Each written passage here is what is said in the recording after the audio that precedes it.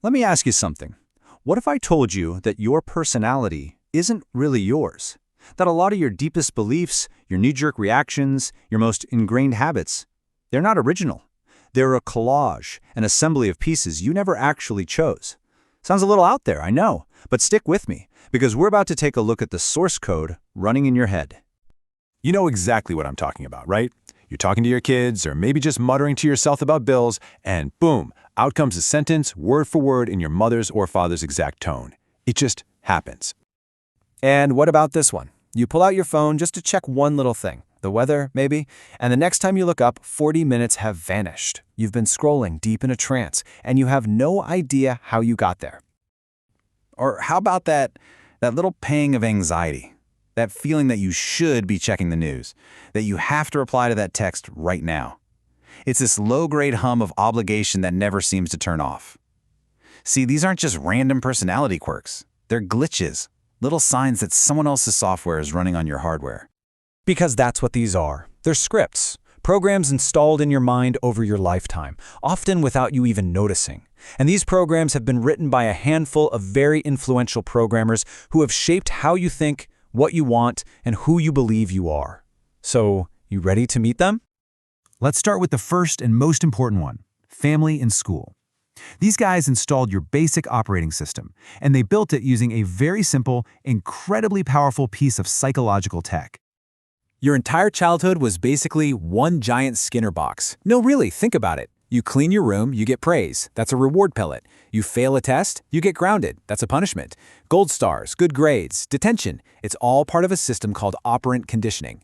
And it didn't just teach you how to behave, it literally trained your inner voice. It programmed you on what to feel proud of, what to feel guilty about, and it wired your sense of self-worth directly to getting that next reward.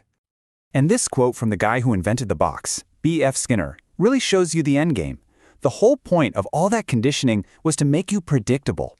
It's to create a person who fits smoothly into the system, someone who won't be bothered by, messy things like big feelings or unpredictable choices.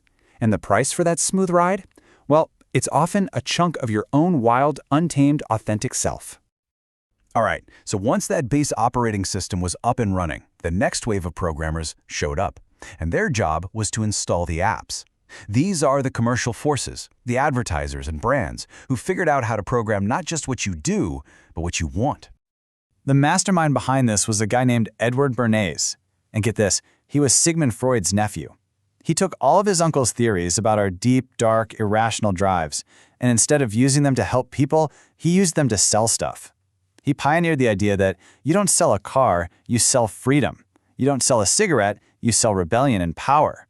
He taught companies how to completely bypass your logical brain and hook their products directly into your unconscious desires. He called it engineering consent, and it's the reason you feel a certain way about almost every brand you know. Now, this same kind of engineering leads us directly to our third programmer, the one that writes the scripts for who you are as a citizen, the one that shapes your whole picture of the world. You see, according to thinkers like Noam Chomsky, the media doesn't just report on reality, it actively constructs a version of it for you. First, through agenda setting, they decide what's even worth talking about. They put one story on a 24/7 loop while another one disappears completely. Then, through framing, they tell you how to feel about that story, using emotionally charged words like terrorist or freedom fighter. The goal of all this? To manufacture consent, to build what feels like a popular consensus, guiding everyone's opinion without them realizing they're being led. Next up, our fourth programmer. This one is a little more subtle. It doesn't use fear or desire in quite the same way. Instead, it gives us the stories, the actual templates for our lives. Seriously, how many times have you seen the same basic love story, or the same underdog success story, or the same lone hero saving the day? These plots, these character types get repeated over and over again until they sink into our collective unconscious. They become the software we automatically run when we navigate our own relationships, our careers, our personal dramas. They give us the default settings for what love is supposed to look like, what success feels like, and what it means to be a good guy or a bad guy. And all of these techniques bring us to our fifth and final programmer, the one that has perfected and combined every single one of these methods into the most powerful Skinner box ever designed, the one that lives in your pocket. This is the secret sauce. Social media algorithms have one single purpose, and it's not to connect you with friends. It's to train your attention, and they do it with something called variable reinforcement. It's the exact same principle as a slot machine in Vegas. You pull the lever, or, refresh your feed, and you might get nothing, or you might hit a jackpot of likes and comments. That maybe, that unpredictability, triggers a massive dopamine hit that is absolutely addictive. It's behaviorism at a planetary scale, conditioning your emotional state minute by minute, scroll by scroll. Okay, so that's the setup. For most of your life, you have been the subject in a massive, ongoing experiment. But here's the twist. The instant you realize you're in an experiment, you get a promotion. You can go from being the subject to being the experimenter. A bunch of brilliant people, the pioneers of things like NLP, neuro-linguistic programming, figured this out. They saw that if these patterns could be used to program people, then they could be reverse-engineered to deprogram them and give control back to the individual. So welcome to the lab, your lab. It's time to flip the script. What I'm about to give you are 3 simple, playful experiments you can run on your own mind. Think of these as the cheat codes. You can try them out, literally, today. Okay, first up, let's deal with that nagging inner critic. The voice that tells you you're not smart enough, not good enough. The next time it pops up, I want you to stop and just listen. Whose voice is it really? Is it a parent, a teacher? Now for the fun part. I want you to mentally grab the audio controls for that voice and change it. Make it high and squeaky like Mickey Mouse, or give it a goofy cartoon sound effect. Notice what happens. The voice becomes ridiculous. It loses all its power. You've just learned a key secret of your own mind.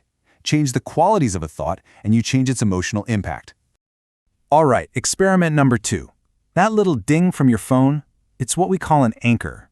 It's a trigger that is neurologically linked to a feeling, probably stress or urgency. We're going to overwrite that program. Right now, I want you to close your eyes and remember a time you felt totally, completely calm and in control. As that feeling gets stronger, press your thumb and index finger together. Really anchor that feeling to that touch. Do it a few times. Now you have a hotkey for calm. The next time your phone dings and you feel that jolt of anxiety, just fire your anchor. You are literally rewiring your brain to respond with calm instead of stress. And finally, my favorite one, the pattern interrupt. Our brains love to run in loops. Worrying is a loop. Mindless scrolling is a loop.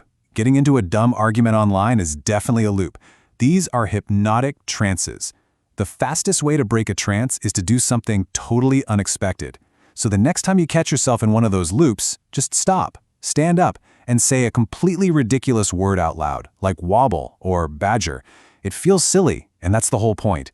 It scrambles the signal, it short-circuits the pattern, and in that tiny moment of confusion, you get your freedom of choice back. Look, here's the most important takeaway from all of this. You're not broken. There's nothing wrong with you. You're a perfectly functional human being who is simply running a whole lot of very old, externally installed, and often buggy software. The goal here isn't to fix yourself. It's to become a better editor of your own code. Because awareness is everything. The second you can actually see a script as it's running, that little jolt of anger from a headline, that sudden urge to buy something, that familiar voice of self-doubt, it starts to lose its power. You can see it for what it is. Not you, just a program. And any program can be rewritten. The truth is, we're all walking around in a trance. You've been hypnotized since the day you were born. So the question isn't if you're going to be hypnotized. The only real question is, who gets to write the script? The programmers who've been running the show so far, or you? The keyboard is yours now.